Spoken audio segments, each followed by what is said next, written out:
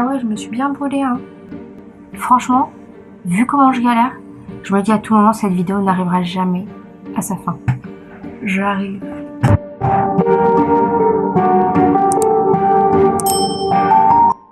Salut tout le monde, c'est The Magical Workshop et on se retrouve aujourd'hui pour une nouvelle vidéo. Cette fois-ci ce sera un DIY sur des potions. Donc je vais vous montrer comment je fais mes potions, vous donner 2-3 astuces sur les matériaux, sur où est-ce que vous pouvez potentiellement trouver des flacons assez sympas. Et on se retrouve tout de suite à l'atelier. Il va nous falloir d'abord un petit bocal, petit, grand, la forme que vous voulez, la forme qui vous plaît. Vous pouvez en trouver à plein d'endroits différents, ça peut être dans des magasins comme des Cultura, mais ça peut être aussi des magasins de déco style jour de fête, ou même des magasins comme Action, des fois vous en trouvez quelques-uns. Sinon ça peut être aussi de la récup, vous pouvez récupérer des bouteilles de vinaigrette, vous pouvez récupérer des petites mignonnettes. Ce qu'il va nous falloir également, c'est de l'encre.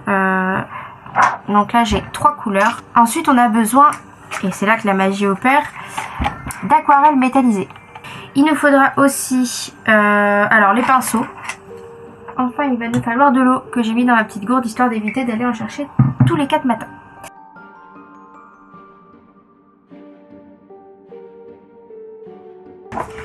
Je vais ajouter un petit peu d'encre. Et c'est là que j'utilise les pinceaux.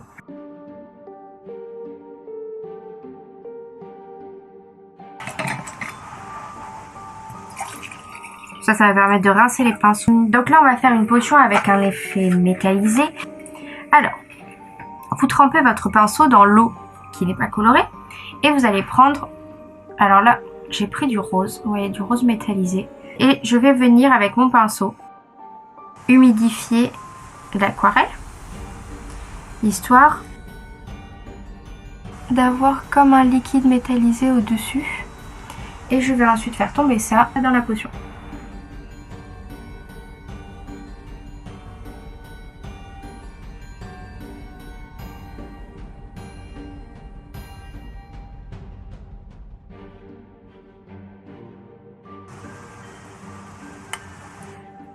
Vous pouvez venir mélanger votre potion avec votre pinceau pour vous rendre compte de l'effet que ça va donner.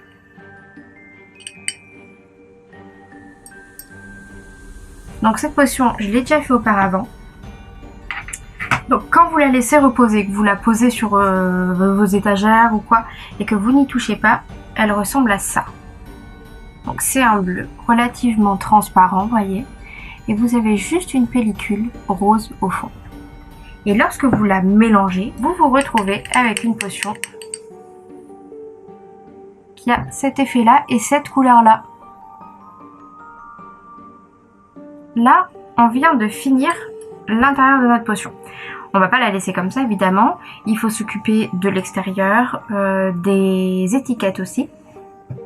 Je range mon bazar et on se retrouve après. Sachez aussi que vous n'êtes pas obligé de mettre que du liquide dans une potion. Vous pouvez, par exemple, dans celle-ci par exemple, qui est la branchiflore, là j'ai mis de la mousse artificielle dedans. Comme ça vous donne un effet un peu plus texturé. Vous pouvez aussi penser à décorer l'extérieur des flacons, comme j'ai fait sur celle-ci, avec de la pâte Fimo par exemple. Les étiquettes, vous pouvez les imprimer, bien évidemment, vous en trouvez plein sur internet. Et sinon, vous pouvez aussi les fabriquer vous-même. Comme on est en confinement en ce moment, je vais les faire à la main. Je vais vous montrer 2-3 petites astuces assez rapides pour les faire à la main. Mais n'hésitez pas, voilà, si vous voulez en imprimer, ça marchera tout aussi bien. Et ça fera, vous pourrez même combiner des astuces que je vous montre là avec des étiquettes imprimées. Donc, c'est parti. On a besoin de cordes. On a aussi besoin de papier craft. Si vous n'avez pas de craft, vous pouvez prendre du papier blanc et vous pouvez le teinter avec du thé ou du café par exemple. On a besoin de pointe fine noire ou de stylo noir ou de feutre noir, comme vous voulez, pour écrire le nom des potions sur les étiquettes. Et enfin, on aura besoin, c'est de la cire en fait. Avec votre corde, vous allez venir l'attacher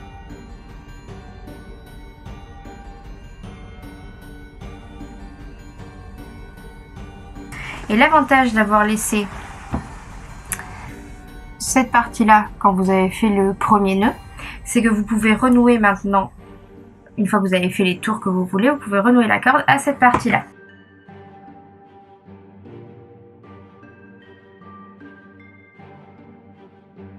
Votre corde est posée.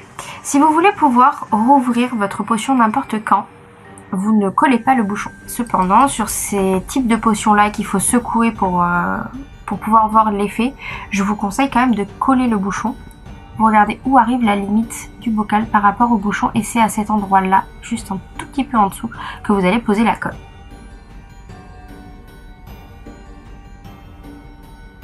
On va venir salir la corde qui est là.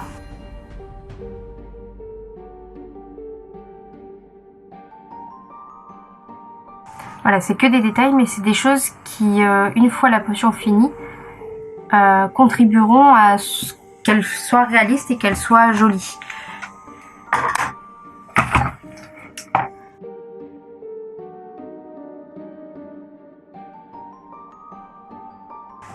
Vous faites couler la cire sur votre bouchon.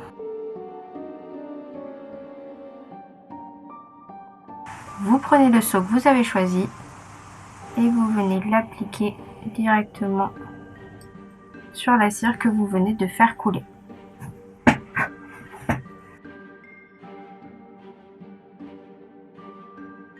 Alors je vous montre de près. Voilà. Petite astuce, si vous n'avez pas de cire, vous pouvez mettre de la colle chaude, donc au pistolet à colle à la place, et faire votre seau pareil dessus. Ou alors vous pouvez tout simplement ne pas faire de seau dessus et la peindre par la suite, comme j'ai fait sur cette potion là. On va passer maintenant à l'étiquette.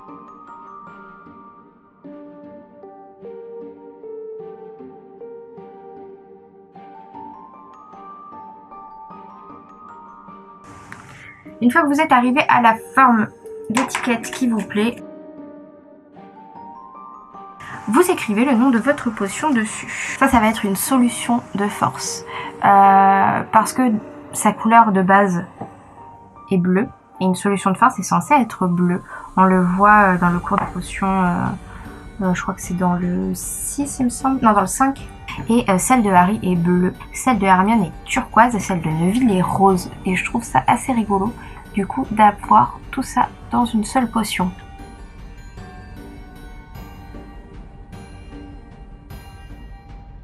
Donc ce qu'on peut faire, c'est avec notre feutre ou notre stylo noir, faire comme des taches un peu irrégulières d'encre, parce que on n'est pas sans savoir que la plupart du temps, ils écrivent quand même à la plume.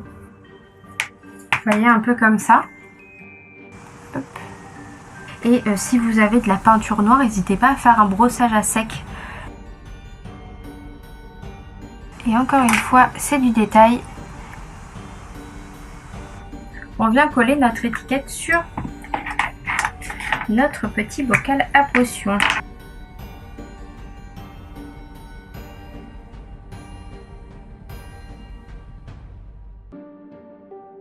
Voilà, on se retrouve avec une potion finalisée. Voilà, donc là je vais vous montrer les autres effets que j'ai fait sur les potions.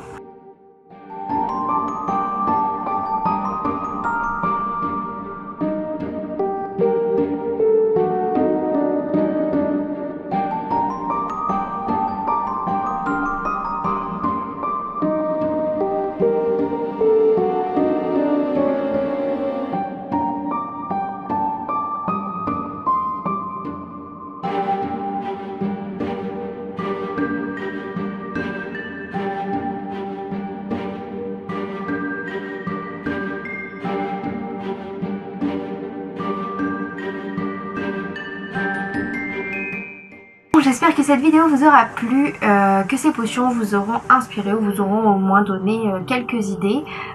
N'hésitez pas à faire des expériences, à tester plein de mélanges, plein de choses différentes. C'est comme ça que vous trouverez l'effet parfait que vous voulez donner à vos potions. Allez, on se retrouve très prochainement pour une nouvelle vidéo. À bientôt.